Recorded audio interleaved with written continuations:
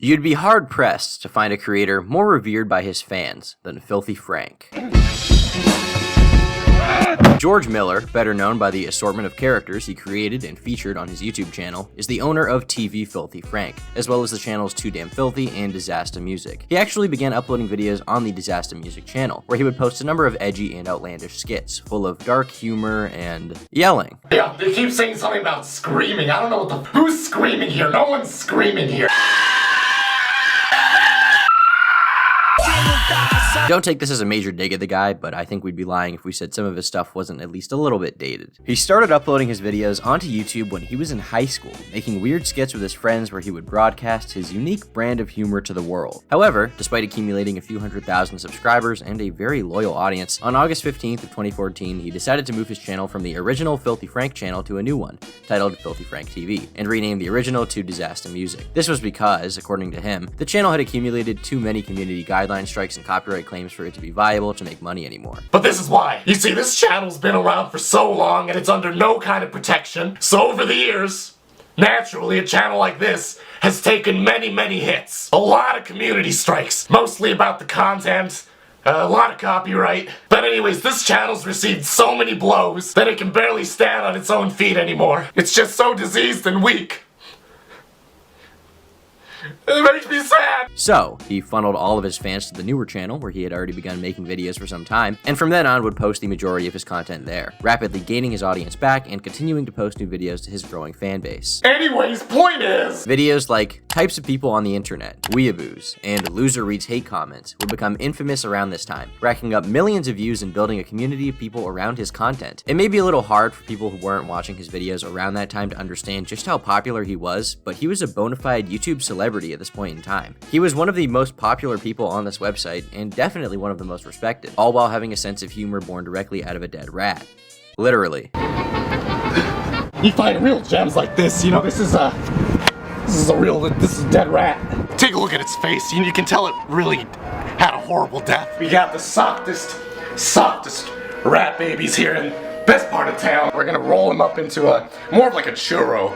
So we're gonna line them up here. Most people have a story about how they found the Filthy Frank channel. It's one of those formative experiences for most YouTubers, or really people online in general that have any semblance of excuse me for using this word, but an edgy sense of humor. Everyone that happened to stumble across his videos, whether on their own by just browsing YouTube, or through word of mouth, was sure to have an experience unlike any that they have had before. And while there were other creators at the time who weren't afraid to have a dark sense of humor, I have a feeling that most of them have a really hard time explaining why what they were doing was funny. The thing that made Frank's channel so great is that it wasn't needlessly obnoxious just for the sake of being obnoxious. Believe it or not, there was some point to what he was doing. Some of the time anyway. I won't deny that a lot of it was purely done for the purposes of just being shocking. Oh yeah.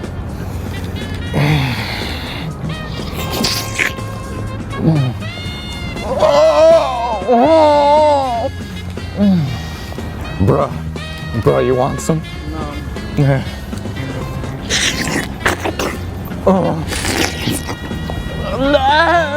But to understand a little bit more about the philosophy of Filthy Frank, you need not look any further than the description he has up on his channel. Filthy Frank is the embodiment of everything a person should not be. He is anti-PC, anti-social, and anti-cuff. He behaves and reacts excessively to everything, expressly to highlight the ridiculousness of racism, misogyny, legalism, injustice, ignorance, and other social blights. He also sets an example to show how easy it is in social media for any zany material to gain traction and following, by simply sharing unsavory opinions and joking about topics many find offensive. There is no denying that the show is terribly offensive, but this terrible offensiveness is a deliberate and unapologetic parody of the whole social media machine, and a reflection of the human microcosm that is social media. Or maybe I'm just fucking retarded. I'm kind of retarded. One of the things that made Frank so great is that he was essentially the anti-YouTuber, as the description would entail. Everything that you would find in a terrible content creator, someone who is obnoxious, cringy, hypocritical, and brash, is there. Simply by being weird and by disturbing the general populace, he was able to accumulate millions of fans to watch. Like children gathering around to watch a spider devour a fly. It's disgusting, but there's something so morbidly fascinating about watching things we aren't supposed to see. Things we're told growing up are disturbing and wrong. He embraced all of it and was successful not in spite of it, but because of it. His flaws were intentional, and they're exactly what made him so famous in the first place. Hey,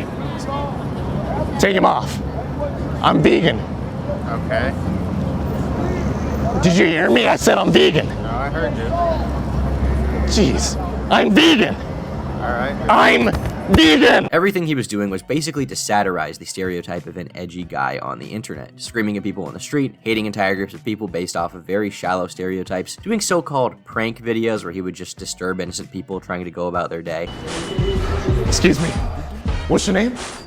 Mary. Nice to meet you. Fuck you. You just got pranked, bro. Fuck you. His interactions with other YouTubers were also some of the most memorable videos he ever posted to the website, with his collaborative cake series of videos bringing together a number of people who either were already popular before their videos or would become famous and successful as a result of them. His friends like Max Mofo, iDubbbz, Anything for Views, and How to Basic all starred in a number of videos together which are equal parts hilarious and disgusting. For the unfamiliar, the cake series consists of 3 separate parts: vomit cake, hair cake, and human cake, during which our heroes join together to bake a delicious dessert. The first video has all of the ingredients given to Max Mofo to eat, and then uneaten.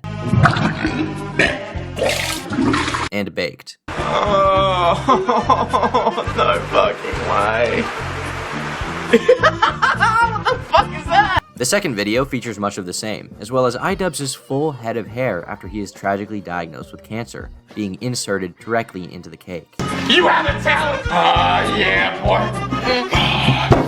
I'm sorry this has to happen. But it wasn't until their third video that Chef Frank's artistic vision would be completely realized. This video saw the trio meeting with and accepting submissions from a wide cast of characters, from Felix to KSI, Vsauce, Joey Salads, and other important people from across multiple genres of YouTube, in order to submit the ingredients needed to create a human cake.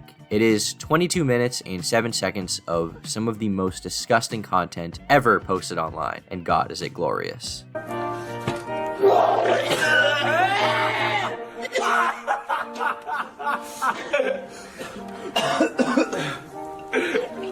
Hey, can I get some, boys?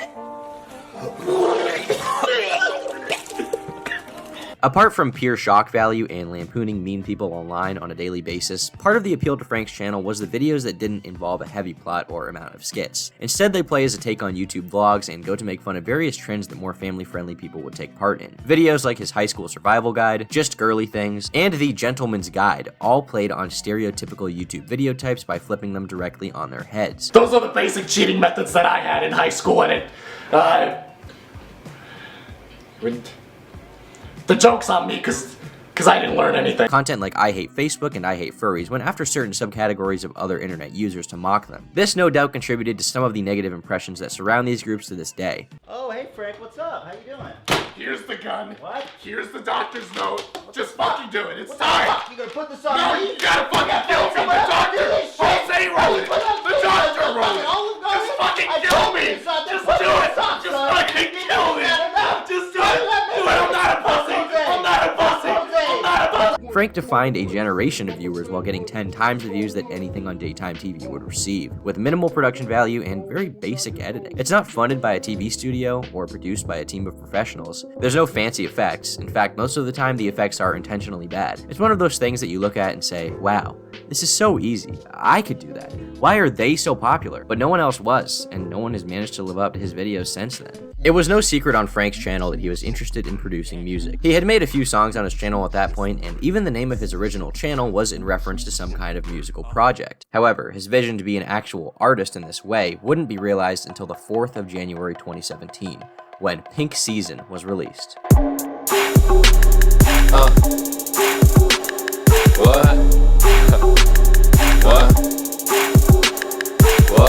Probably best described as a 35-song long shitpost, Pink Season is a collection of songs that George produced over the course of his time on YouTube. They vary in intent and message with no real cohesive theme tying most of them together. The song High School Blink-183 satirizes pop-punk bands like Blink-182, while Dora the Explorer is about a man who is attracted to, well, I guess you can probably guess. Gaze for Donald is also pretty self-explanatory. Donald is the best. I wanna suck his dick. Other songs like Fried Noodle seem to have a deeper meaning, being a commentary on his existence in the YouTube and music landscape, as well as including some other depressing lyrics that I can't help but think aren't just random gibberish and do have some deeper meaning. Then again, everything about the album is antithetical to analyzing the lyrics in any way, seeing as Fried Noodles ends with, "Don't take the lyrics too seriously, alright? I really don't give a shit." Around the time I was watching these videos, there was a lot of of speculation around who exactly Frank was. Considering how crazy a lot of his behavior was and how ridiculous the statements he made were, the natural conclusion many reached was that he was playing a character, pretending to be some freak online for attention. That being said, there was always speculation around who the man behind the madness was, and if the creator would ever post a video revealing anything about himself. And on May 3rd, 2014, George uploaded the video, Filthy Frank Exposes Himself, to his channel,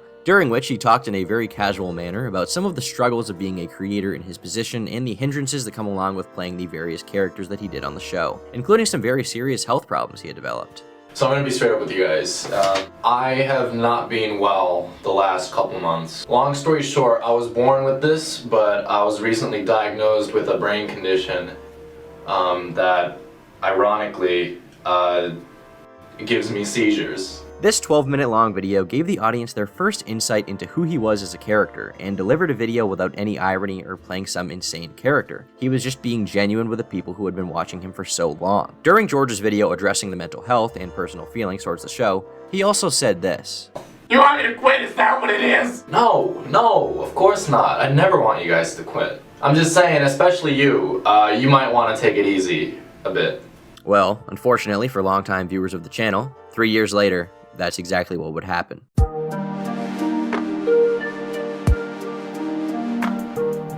On December 29th of 2017, after almost a decade of content creation, millions of subscribers, and hundreds of millions of views across 3 different channels, Frank decided to retire. This is old news, but I figured I'd give an official statement. Thank you for your understanding and God bless. Although previously mentioned through Billboard, I believe an official statement as to why I am now done with comedy is owed to my former fan base, of which I'm extremely grateful for. And while it genuinely pains me to express this, I do hope that the reasons below may provide some insight into my decision. Unfortunately, I no longer enjoy producing that content. Several serious health concerns, including but not limited to throat tissue damage and neurological conditions that I prefer not to get into. This decision is final. I can't really express just how grateful I am to you all, nor will I ever forget the relationship that we had together. Moving forward, it is up to you whether you'd like to join or not. In any event, I will strive to continue creating and developing projects I am passionate about and hope you'll succeed in doing the same. Joji.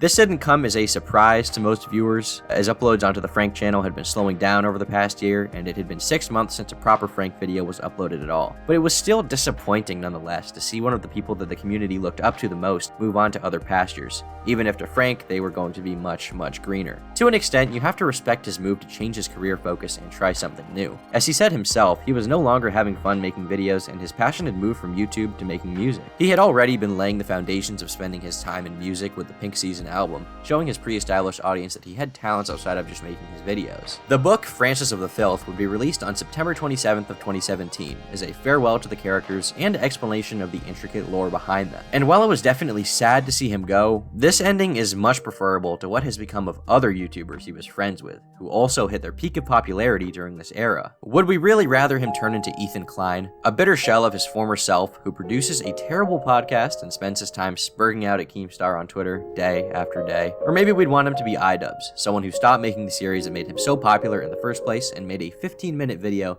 defending his OnlyFans girlfriend. Better yet, his videos could be slowly demonetized into the dirt, and we would see this once thriving, enthusiastic, talented young mind grow to hate the very website that gave him a platform in the first place. Not that it wouldn't be justified. The legacy of people like Ethan Klein won't be of their golden age on YouTube. It will be of the slow, bitter end that his fate has become. There are really only so many conclusions that we could get to the Filthy Frank saga, and him getting out while it was still good is hardly the worst possible timeline. He decided to end his series at a natural point on his own terms, and I completely understand that choice being made. This brings us to the end of the first arc of Frank's existence. The time when he was present and actively producing content has come to a complete end. But when any notable creator disappears, an interesting phenomenon usually occurs where other channels pop up to fill the hole left by their existence. Various imitators and people who were inspired by what they were doing will pop up in the months and years following to try and recapture some of their magic, sometimes to great success and other times to great failure. Time to talk about Frank clones.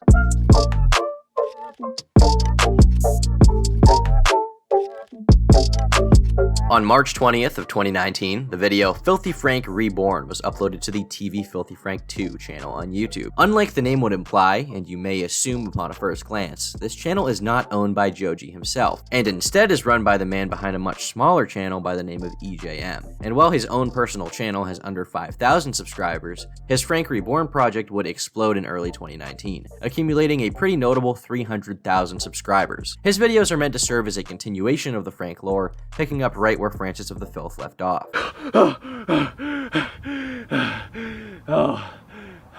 And while oftentimes clone channels on YouTube are met with a level of hostility and disdain, the reaction to Eli's stuff has been overwhelmingly positive, with him getting thousands of people praising him in his comment section for just how convincing the imitation is. I got something that's been bothering me for quite some time now, and it's fake Filthy Frank channels. Now, I know this is a bit of a controversial topic nowadays.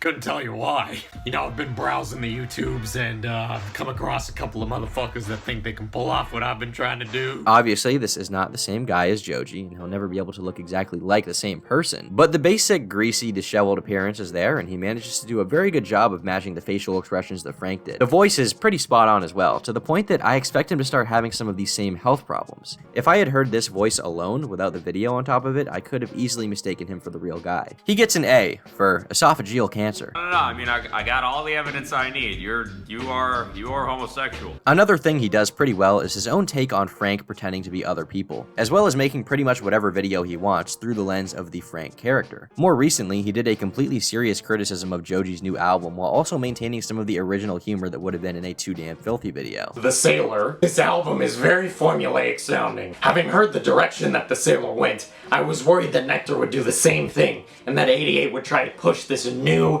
very string-based sound onto Joji. I have nothing against strings. I was just worried that the two albums would sound too similar. With the praise out of the way, there are absolutely a few things lacking. The most important one being that he just isn't that funny. I can see where he's going for with most of the humor, and the timing is clearly there with some of the jokes, but there's just something missing here. He doesn't have the same charisma. He's not quite on the same level, and he probably never will be, and I guess I can't blame him too much for that. There's definitely a lot of hard work that went into his content, and I can appreciate it for sure. It's very well shot, and it's definitely the best Frank-inspired channel that has come out of the small community of other imitators. The others are charmingly amateur at best, or terrible. But people trying to be Frank isn't the only thing that has occurred in the aftermath of his channel. YouTube has also removed several videos from Frank's own channel. All of the cake videos are now gone from YouTube, and several of his videos are only able to be found with a link. YouTube has censored them in search results. Yet another sign of the times with YouTube removing content and creators they don't see as advantageous to maintain a positive image. But what if I told you that it wasn't just YouTube themselves that are removing his videos from the website? What if re-uploads of his videos and people talking about his older content are being taken down? And the rumor is that Frank is the one doing it.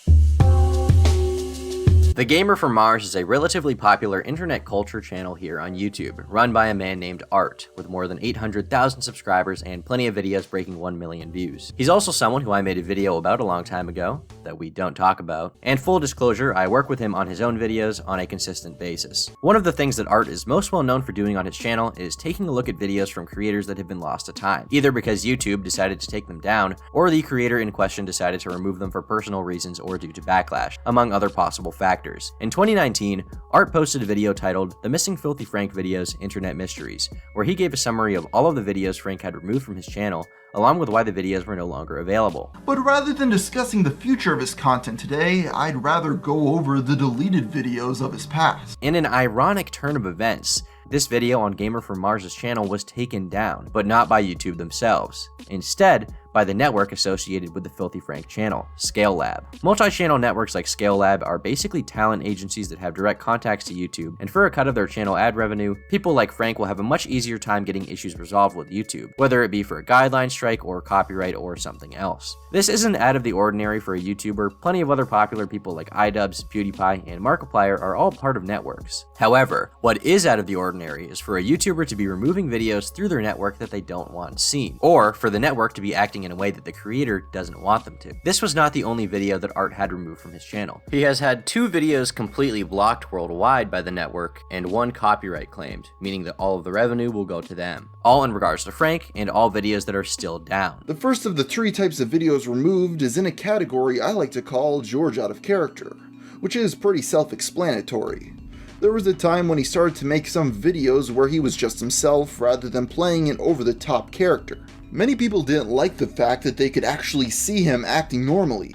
I've seen people complain that this content broke the illusion that the Filthy Frank show was real, as if they actually believed Pink Eye and Chin Chin were real until he came along and ruined it for them. Make no mistake, none of these videos are just re-uploads. They are absolutely within the guidelines of the United States legal code regarding fair use. Searching Google for Scale Lab Filthy Frank will get a few results of people asking if George is aware of what his network is doing and being skeptical as to whether or not this is something he wanted to happen. In one email exchange between Frank and a fan, he claims that it's simply his network doing the copyright claiming and that there's nothing he can do about it. But that's just a claim for something that is merely a re-uploaded compilation of some of Frank's videos. What about Art's videos, which are completely within their right to exist and are very transformative in nature? They weren't just claimed, meaning the revenue will go to the network. They were blocked worldwide. What they are doing is illegal and it is ethically wrong. People should be able to talk about Frank free of repercussions, and we should not be punished for talking about his content in a positive manner. Due to the amount of deleted content I'm using here, there is a chance that this video will be blocked worldwide by Scale Lab,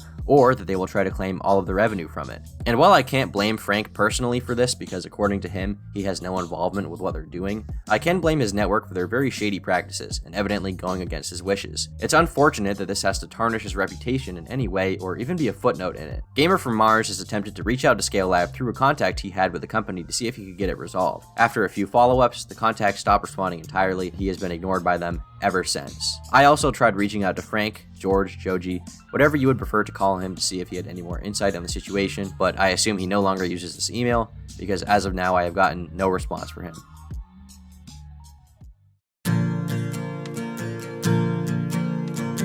The potential for a YouTuber to leave behind their amateur roots and move into the mainstream is something that has always fascinated me. Very few people are able to do it successfully, and oftentimes those that do get the chance are very vanilla, family-friendly people who don't push the boundary in any way. But here is Frank, someone who is unashamedly not PC and not falling in line with all the industry standards. Being able to move on from his YouTube gig to be an extremely popular music artist, consistently charting on Spotify and having ads for his albums put in Times Square. There are plenty of fans of his music who have never even heard of his stuff on YouTube, which is pretty crazy to think about as someone who was initially a fan of his channel and only became acquainted with his music a few years after he left the scene. I will always be thankful for the happy memories I have of watching his channel with my friends. Rewatching some of his stuff in anticipation to make this video made me feel extremely nostalgic. The Filthy Frank channel defined a generation of content creators and gave millions of kids across the globe their first exposure to amateur comedy produced with such perfect timing and subject material. It inspired plenty of content creators to make videos of their own and pursue a brand as unique as his. Being a fan of him was a very formative experience for me, and I have a lot of respect for his journey as an artist. That being said, I wish YouTube wouldn't try to get rid of the legacy he left on this website, and furthermore, I wish that George himself wouldn't allow his network Scale Lab to have videos taken down when they fall completely within the legal requirements to meet fair use. I've been Turkey Tom, and until next time, leave me alone. It's Filthy Frank, motherfucker! It's Filthy Frank, bitch! Let's get some pussy tonight. Hit me! Girls look better in a real tight sweater. Thanks so much for watching this video. Funding for Turkey Tom content is made possible by viewers like you, and by today's sponsor, Raycon. I received my Raycon earbuds 6 months ago when they sent them to me, and I have never had any issues with them. Whether I'm editing videos, playing some games with friends, or listening to one of my favorite albums, my Raycons work really well, and I'm proud to have my content supported by them. Raycon earbuds start at half the price of any other premium wireless brands that are on the market right now, without compromising in sound quality. The ones that I have are the everyday E25s, which have 6 hours of continuous playtime, seamless Bluetooth pairing, and a compact design that gives you a solid, noise-isolating fit. They also come in a nice selection of colors, so you can choose the one that fits you best. If you'd like to support the channel and pick yourself up a great pair of wireless earbuds, then use the link in the description to go to buyraycon.com/turkeytom to get 15% off your order of the Raycon E25s today. And I don't really talk shit. I'm a douche and a bad rapper. I'd act faster, but my tongue's in a black plaster. If your girl shop in sizes that are too small, let her. 'Cause girls look better in a real tight sweater. Girls look better.